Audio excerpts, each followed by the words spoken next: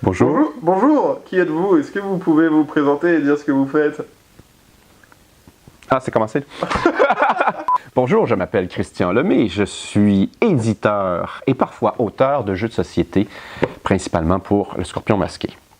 Je suis pas vraiment québécois, j'ai juste un gros rhume qui me fout un accent incroyable. Pour moi, c'est un jeu de société, pour commencer. Et puis le but de ce jeu, c'est de gagner.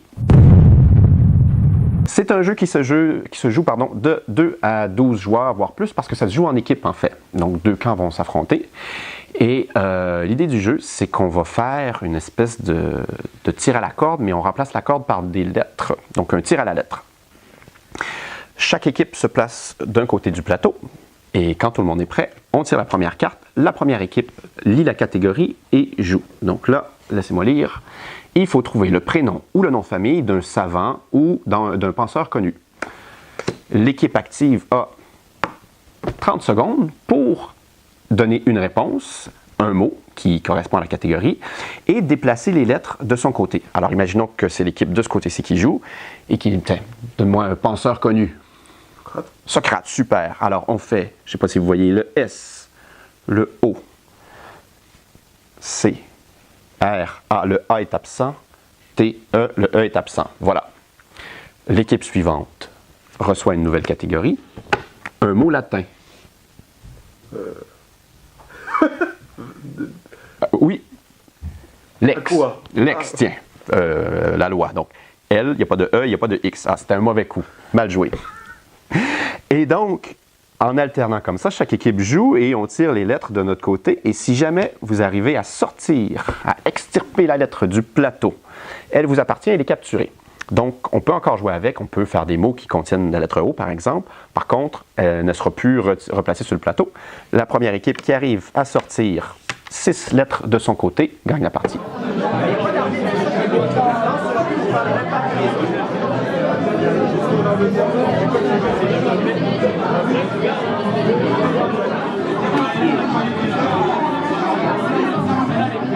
Donc, La légende de Wendigo, c'est un jeu d'un auteur inconnu qui s'appelle Christian Lemay.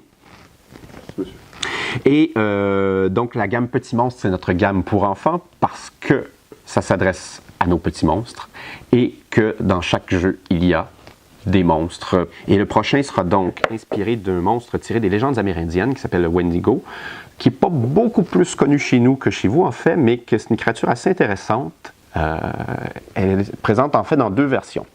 Soit c'est un monstre immense qui dévore et qui grossit d'autant qu'il dévore, il devient de plus en plus grand avec un cœur de glace et une adresse fétide. Bon.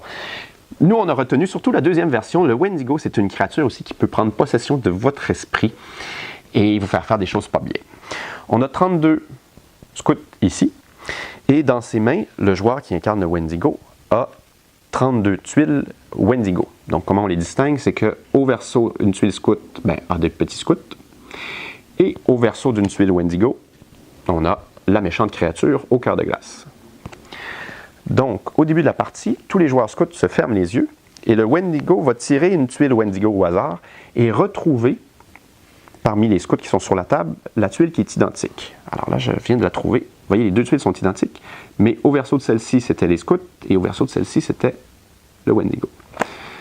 Je la remplace et donc là, il y a un scout qui a été remplacé par le Wendigo, mais les joueurs ignorent lequel. Pendant la nuit, donc, nos scouts vont encore fermer les yeux et le joueur qui incarne le Wendigo va dévorer quelqu'un, parce que c'est ce que le Wendigo fait. Donc, on va dévorer par exemple ce scout, on le retire du jeu et le Wendigo va prendre sa place. Les joueurs scouts rouvrent les yeux et doivent discuter et trouver en 40 secondes qui est le Wendigo, donc quelle est la tuile qui a bougé. Alors, ils discutent, blablabla, et puis ils proposent une réponse. Par exemple, on pense que c'est celui-ci.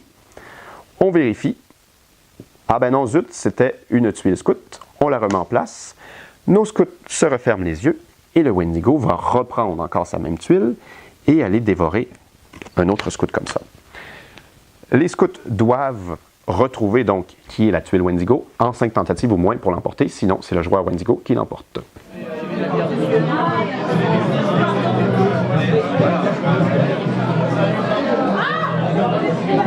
C'est pas possible!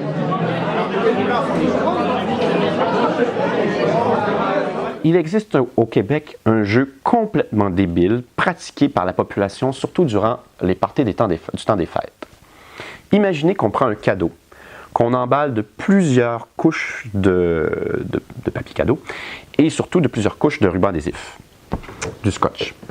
Et pour ouvrir le cadeau, il faut se munir d'une paire de gants de boxe, très pratique. Et il faut l'ouvrir le plus vite possible parce qu'il y a une seule paire de gants de boxe. Et pour s'en saisir et pouvoir ouvrir le cadeau, le déballer, il faut lancer un dé. Alors, chaque joueur lance un dé le plus vite possible et celui qui a un 6 vole ou arrache les gants de boxe à celui qui les a, les enfile et continue à déballer le cadeau. Et on continue comme ça. C'est le joueur qui arrive à finir de déballer le cadeau qui peut le garder. Donc, c'est aussi drôle que c'est débile. Et en France, un auteur du nom de Sébastien Descades, qui ignore tout de cette tradition stupide, invente un jeu qui ressemble beaucoup à la chose. Donc, on a notre petit monstrueux, un monstre qui a la fâcheuse manie de perdre ses yeux. Et il faut les retrouver pour lui. Donc, au début de la manche, on retourne une carte qui ressemble à ceci. C'est bon. Et puis, le joueur qui commence avec les dés, les gros dés avec les yeux, lance les dés et retrouve, ou plutôt cherche, les faces qui sont indiquées sur la carte. Donc la face jaune, la face rouge. Et ça, évidemment, il le fait beaucoup plus vite que moi. Il roule le plus vite possible. Pendant ce temps-là, les autres joueurs, à tour de rôle, lancent le dé rouge, une fois chacun, poum, poum, poum. Et quand un joueur obtient la face avec une main, ben, il peut prendre les dés qui restent et continuer le travail à la recherche de la face pour compléter. Celui, justement, qui arrivera à placer le dernier dé et à crier « monstrueux » gagne la carte. Et on recommence. C'est complètement débile, c'est très drôle, espèce de plaisir coupable. Et pour les experts, ceux qui n'ont peur de rien, les advanced gamers, qui sortent une partie de Civilisation, il y a la variante expert, donc des cartes avec des épreuves qui vont ralentir le joueur qui lance les dés. Alors, quand les joueurs qui lancent le dé rouge obtiennent le point d'exclamation, ils peuvent forcer le joueur qui lance les dés avec les yeux à faire une épreuve, comme celle-ci qui est de placer un dé sur sa tête et de le faire tenir 5 secondes avant de pouvoir continuer à lancer les dés. Ou de lancer un dé tout simplement et de le rattraper. Ou ma préférée, où est-elle? Ça ici c'est pas mal, faire taper dans la main de tous les autres joueurs, mais surtout celle-ci, qui nous demande de toucher son nez avec son gros orteil. Un petit jeu de rapidité collectif où, dans le fond, le sablier ou la pression est mise par les autres joueurs plutôt que par un objet physique. C'est monstrueux, ça devrait voir le jour à l'automne 2017, dans la gamme Petit Monstre toujours.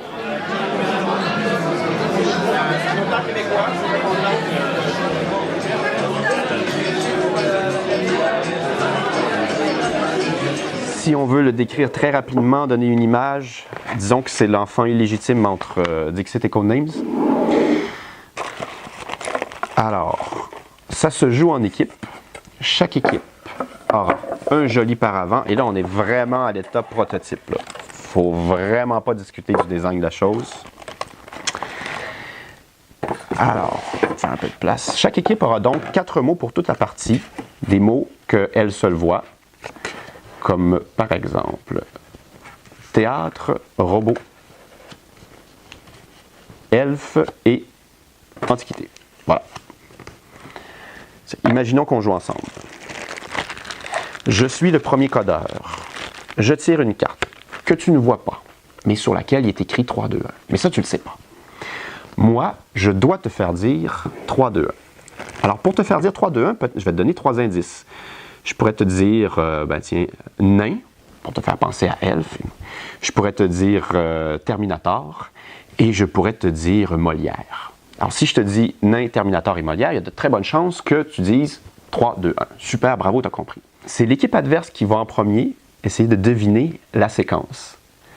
Et donc, si les indices qu'on se donne sont beaucoup trop faciles, ils vont intercepter notre séquence. Et quand on intercepte, on reçoit un petit jeton blanc. À 2 jetons blancs, on gagne la partie. Donc, tu vas dire, je vais donner des indices super tordus, difficiles à comprendre. Mais le problème, c'est que si moi-même, je ne comprends pas, et que je rate la séquence, on reçoit un petit jeton noir.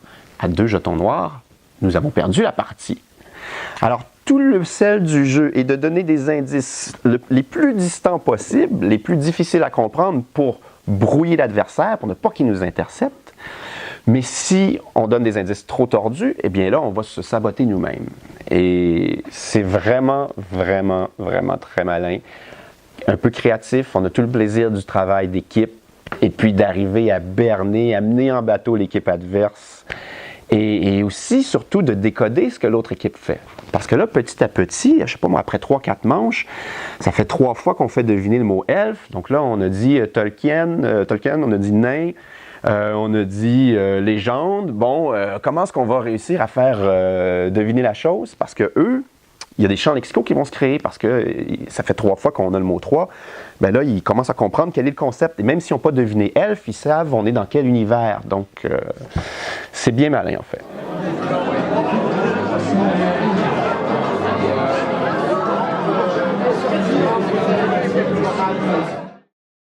La dernière fois, tu m'as dit quelque chose. Tu as la même ouverture chaque fois. Je commence à te connaître. Et là, j'avais dit, je crois, j'aimerais dire quelque chose d'intelligent. Mais ça me vient jamais à l'esprit.